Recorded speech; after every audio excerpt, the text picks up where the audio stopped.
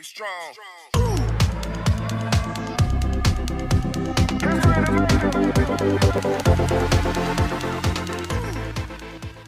Assalamualaikum warahmatullahi wabarakatuh.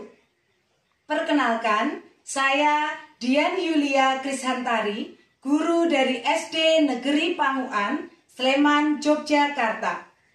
Saya adalah peserta apresiasi guru dan tenaga kependidikan inspiratif tahun 2022. Dalam video ini, saya akan menyajikan karya inovatif berupa praktik baik, yaitu pembelajaran berdiferensiasi. Bapak Ibu yang berbahagia, mendidik adalah menuntun segala kodrat yang ada pada anak-anak, agar mereka sebagai manusia dan sebagai anggota masyarakat dapat mencapai keselamatan, kebermanfaatan bagi dirinya, bangsanya, dan masyarakatnya, juga untuk kebahagiaan yang setinggi-tingginya. Ki Hajar Dewantoro. Sekolah seharusnya konsen untuk menumbuhkan lingkungan yang positif agar dapat menciptakan kesan budaya yang menyenangkan untuk membuat 3 kodrat manusia yang terdapat pada diri siswa bertumbuh. 3 kodrat tersebut adalah curiosity, rasa ingin tahu, creativity, kreativitas, dan diversity atau keberagaman. Namun kenyataannya, berdasarkan hasil observasi, pengamatan, dan refleksi yang dilaksanakan di kelas 5 SD Negeri Panguan Sleman, pendidikan untuk menuntun kodrat anak belum terfasilitasi dengan optimal. Hal ini dibuktikan dengan adanya penyeragaman dalam proses pembelajaran, sehingga mengakibatkan peserta didik kurang terfasilitasi pembelajaran yang sesuai dengan kesiapan, minat, dan kebutuhannya.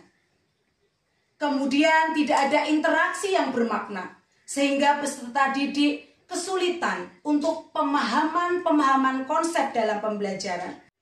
Permasalahan tersebut harus segera ditindaklanjuti.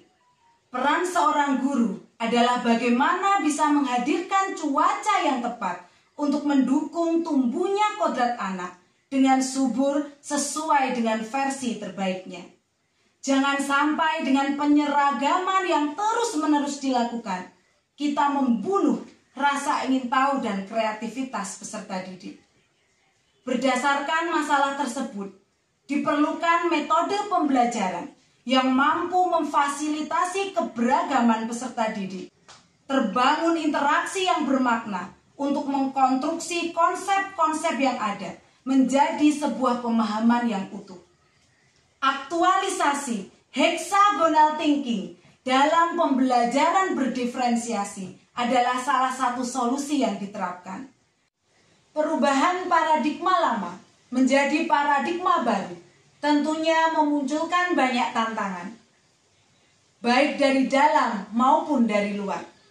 Namun dengan arahan dan bimbingan dari kepala sekolah, kolaborasi dengan teman sejawat, orang tua, dan rekan komunitas, tantangan yang dihadapi dapat terselesaikan. Dengan kolaborasi tersebut dapat terwujud pembelajaran diferensiasi dengan hexagonal thinking di kelas 5. Hal pertama yang saya lakukan adalah melakukan tes diagnostik untuk pemetaan kebutuhan siswa, menganalisa rapot tahun sebelumnya, kemudian menggali informasi peserta didik dalam aspek latar belakang keluarga, motivasi, minat, sarana dan prasarana belajar, serta aspek lain sesuai kebutuhan peserta didik yang dituangkan dalam galeri diri. Selanjutnya, saya mengidentifikasi kompetensi yang akan diajarkan, melakukan pengamatan, wawancara, dan observasi untuk mengetahui gaya belajar dan minat siswa. Dan yang terakhir, saya melakukan pretest sebelum mengawali materi pelajaran baru untuk mengetahui kesiapan belajar siswa.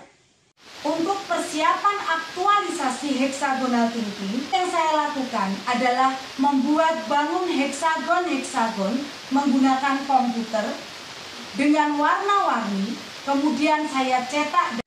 Setelah tahap persiapan selesai, saya memulai mengawali pembelajaran dengan salam dan berdoa, menanyakan kabar dan perasaan mereka sebelum memulai pelajaran, mengulas materi sebelumnya, dan mengaitkan materi yang akan dipelajari, menyampaikan tujuan pembelajaran, dan melaksanakan pretest. Kegiatan inti pembelajaran. Model pembelajaran yang dilakukan adalah menggunakan discovery learning. Dengan sintak yang pertama adalah stimulus, dengan menayangkan video lagu anak yang berjudul Anak Sehat. Kemudian peserta didik mencermati apakah ada kata-kata yang berhubungan dengan gangguan organ pencernaan. Dilanjutkan sintak kedua, yaitu identifikasi masalah. Saya lakukan dengan menanyakan beberapa masalah kepada peserta didik. Dilanjutkan dengan sintak yang ketiga, yaitu pengumpulan data melalui diferensiasi proses. Diferensiasi proses yang dilaksanakan sesuai dengan gaya belajar dan kebutuhan mereka. Ada kelompok yang mengumpulkan data dengan melihat video melalui PowerPoint yang saya tayangkan. Ada yang mencari referensi dengan membaca buku di perpustakaan. Ada pula yang berkeliling mewawancarai bapak dan ibu guru, kakak kelas, adik kelas untuk mengetahui tentang gangguan organ pencernaan yang pernah dialami. Itu pengolahan data. Saya menggunakan diferensiasi proses sesuai dengan kesiapan belajar yang saya peroleh melalui pretest di awal pembelajaran. Anak-anak dibagi menjadi beberapa kelompok. Anak-anak yang sudah siap dalam pembelajaran, mereka akan mendapatkan kata kunci yang lebih banyak daripada anak-anak yang membutuhkan bimbingan. Adapun metode yang digunakan adalah hexagonal thinking. Apa itu hexagonal thinking? Hexagonal thinking merupakan strategi kelas yang dipinjam dari dunia bisnis.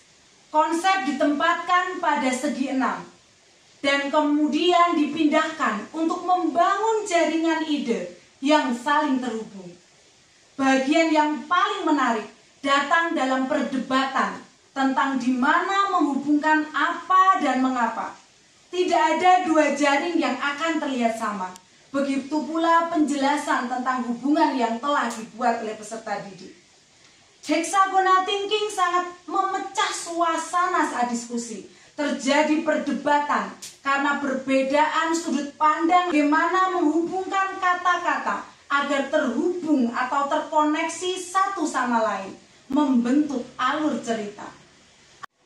Dalam sintak pembuktian, siswa mempresentasikan produk yang dibuat setelah diskusi mengkoneksikan konsep-konsep sesuai minatnya tadi.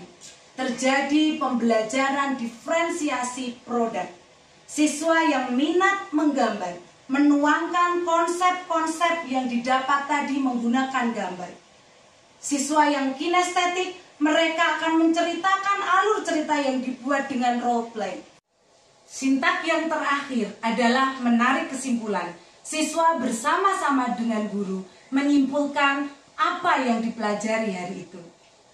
Setelah itu, kegiatan dilanjutkan dengan penutup. Penutup kami lakukan dengan berefleksi bersama, kemudian menyepakati apa yang dilakukan keesokan harinya. Kemudian ditutup dengan doa dan salam. Refleksi permasalahan awal yang muncul dapat terjawab dengan metode ini. Artinya, metode ini sangat efektif diterapkan di kelas. Terbukti anak-anak antusias dalam pembelajaran karena guru memberikan pembelajaran untuk semua anak. Jadi interaksi yang bermakna untuk menghubungkan koneksi-koneksi antar konsep untuk mendapat pemahaman yang utuh. Tadi adalah karya inovatif pembelajaran berdiferensiasi yang saya lakukan. Semoga bermanfaat.